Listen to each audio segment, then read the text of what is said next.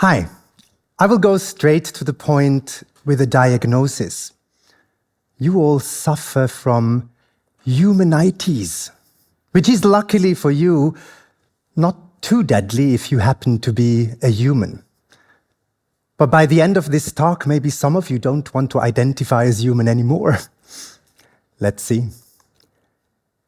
I am Soya, the cow. I'm a drag cow, not just a drag queen. And when I got invited to speak here, my first question was, what should I wear?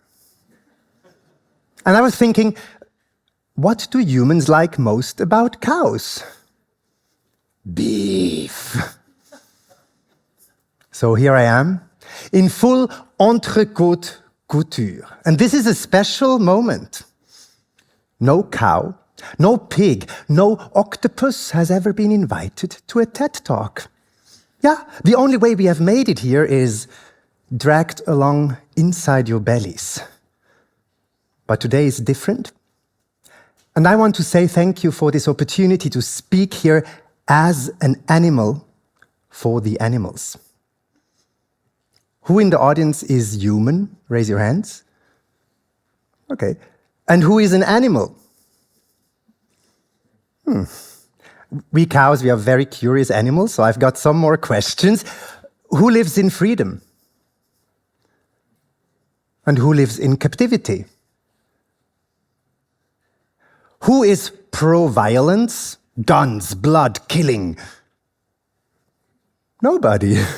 Okay, and who is pro-tenderness, cuddles, kindness? Okay, and who here eats meat, fish, eggs and cheese? Oh. And who is fully vegan?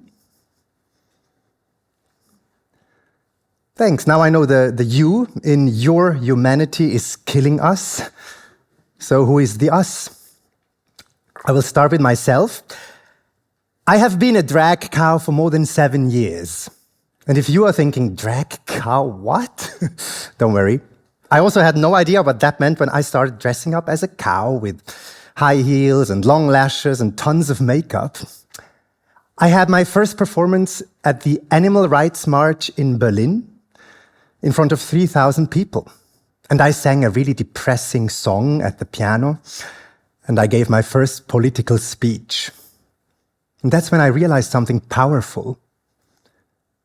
By giving a human face to the cow, people started to feel compassion. Since then, I have performed in theaters and art galleries, at climate protests or queer parties. Once, I saved the lives of 10 hens from an egg farm. One of them was named after me, Soya the chicken. And last year, I got married to a beautiful bull, Ferruccio. He lives in Italy at an animal sanctuary. We made an interspecies wedding performance ritual. It was so romantic. I have also occupied the sausage factory of German football legend and tax evader Uli Hoeneß. I have run for Swiss Parliament with a drag cow as my official job description. And once I climbed into a supermarket refrigerator. And when the saleswoman asked me, what the hell are you doing? I told her, I want to understand how it feels. I have received death threats online. A stranger in Geneva spat in my face. But all this is nothing compared to what my animal sisters have to endure every single day. Globally, around 95% of all animals, farmed animals, they live in factory farms, indoor, confined for their entire lives. Every single year, more than 90 billion land animals are slaughtered. 90 billion. That's almost as many as the total number of humans who have lived throughout the entire 300,000 years of human history in 1 year. And now add to that dozens to hundreds of billions of farmed fish. I feel dizzy. I mean, I try to comprehend this scale, but all I can feel is a big black hole in my belly. I have been an activist for many years. And to be honest with you, I'm exhausted to talk about this. But it doesn't stop if we just continue to look away. So I was wondering, what's the best strategy? Should I show you some shocking photographs that confront you with the brutality, the misery, the sadness in their eyes? But then again, I don't want to further normalize this violence and turn their exploitation into a spectacle. Cows, but also pigs, chickens, fishes, goats, sheep, turkeys, they are all highly sensitive, intelligent social beings. They are sentient. They dream. They play. And for each and every one of them, they value their one precious life as much as you do yours. But then, unlike your beloved dogs and cats, after a very short life, they are all killed in humane ways. This means gas chambers, electrocution, having your throat cut while still being conscious. All this is called humane slaughter, being brutally murdered behind closed doors. Humane. This word humane, it comes from human. Wow. But what does it mean, human? Is your humanity a biological fact? But wouldn't that mean that everything biologically human deserves human rights? Human embryos or human fingernails? Or is it a story that you tell yourselves to feel special, superior, a social category that allows you to divide the world into those who matter and those who don't? As a cow, I really would like to know, what does it take to be allowed into your club? Do I need human DNA? Or a certain passport? Do I need to speak your language, pass the intelligence test that you designed? Do I need to walk on 2 legs? What if I have 4 nipples instead of 2?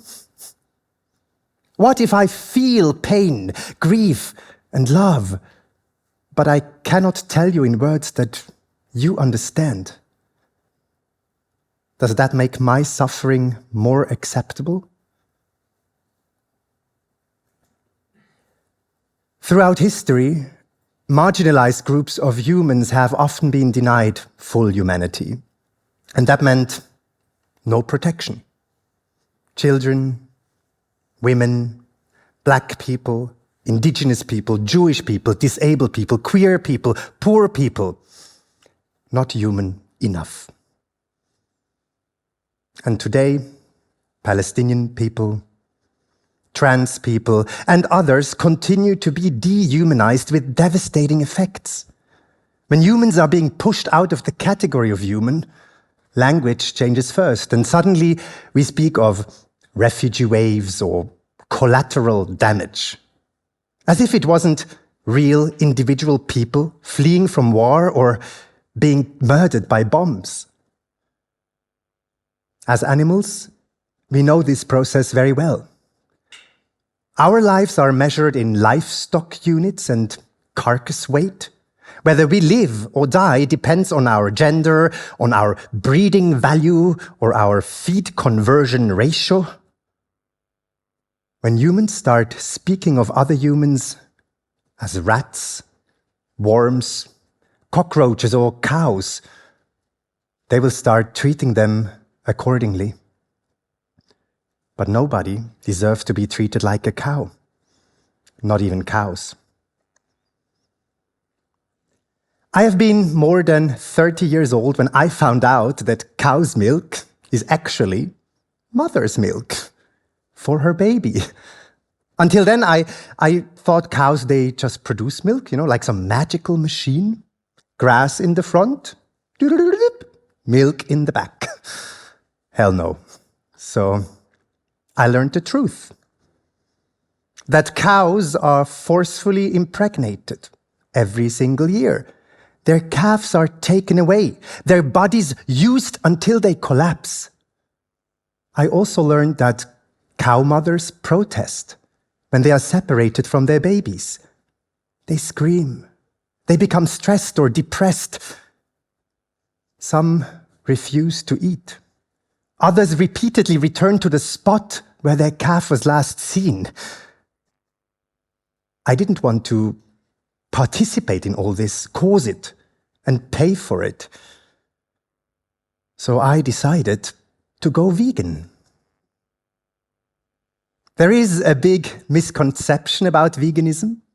People often think that it is a diet, when actually it's not about food. Veganism is a practice of lived political solidarity with the other animals. And that's it. I'm not asking you to go vegan. That's basic. That's just the side effect. I am asking you to shift your entire worldview. Yeah. I invite you to accept that you all, humans with humanities, you are not the center of the universe. Maybe you are the center of your own universe, but so is Pete for Pete, and the bee for the bee, and the sperm whale for the sperm whale. And if you don't see yourself as the center, you won't annihilate someone else's entire existence for the 2-minute pleasure of a sandwich. Or you won't destroy something as crucial as our climate because you have an obsession with, I want my sausage. I invite you to rethink everything. No more human exceptionalism. No more human supremacy. No more special human club. I invite you to re-animalize yourselves by focusing on our shared animality. Because that's what we are. We are animals among animals. Flesh and bones, breath and heartbeat. We are so different from each other in some ways, and then we are so similar in others. And that's wonderful. The animals in the food, clothing, and entertainment industries, they have been resisting with all they have for thousands of years. They pull back, they kick, they bite, they struggle, they shake, they protest. Sometimes they run away. And yet when they speak, when they communicate unmistakably that they do not agree with what is being done to them, you call it noise. And then you put them behind closed doors, further away, as if their screams weren't real just because they happen somewhere else. As a drag cow with a platform, it is my responsibility to highlight their voices. So I brought a sample. 60 seconds from a slaughterhouse. We hear pigs as they are humanely murdered. We never will fully know what goes on in their mind at this specific moment, but we can clearly understand that they do not give their consent. And if someone tells you, no, stop touching me, stop hurting me, shouldn't we listen? What you will hear is the soundtrack of your humanity, constantly running in the background as you sleep, shower, scroll on your phone, or as you pretend to listen at a conference. Remember them, their voices, and what they are saying.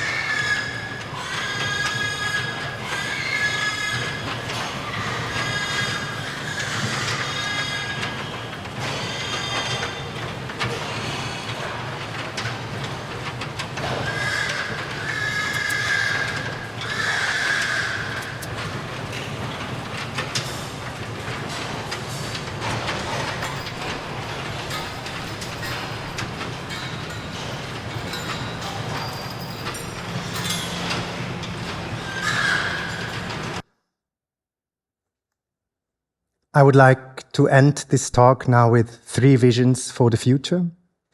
Positive visions that give me and my broken heart at least some hope. One is about a broad social, ecological, and economic transformation. One is about a deep personal transformation, and one is about your next meal. I see a future where we coexist with other species. We end animal agriculture, thus we can reforest and rewild all these lands that are now wasted for grazing or animal feed production. This allows us to store immense amounts of greenhouse gases. We can de-escalate the ongoing climate disaster. We create safe zones for biodiversity on land and in the oceans. We let the other beings on this planet breathe. And we too, we get to breathe.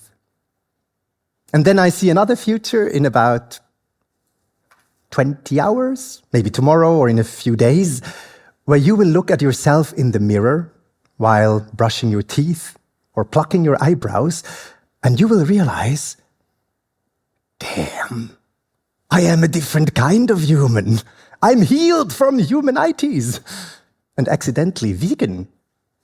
And you will think back to this moment, a weird drag cow, half clown, half diva, breaking your illusions. And you will smile and think, this stupid cow. And then I see a future in about 20 minutes. You will have a nourishing, healthy meal full of flavors. And you know, no pig is screaming. No cow mother is crying. No fish is gasping for air in panic for you to experience this simple joy. And you will feel happy, full and satisfied here and here, but also here. And maybe, just maybe, you will wear the name of your species with pride. Thank you very much.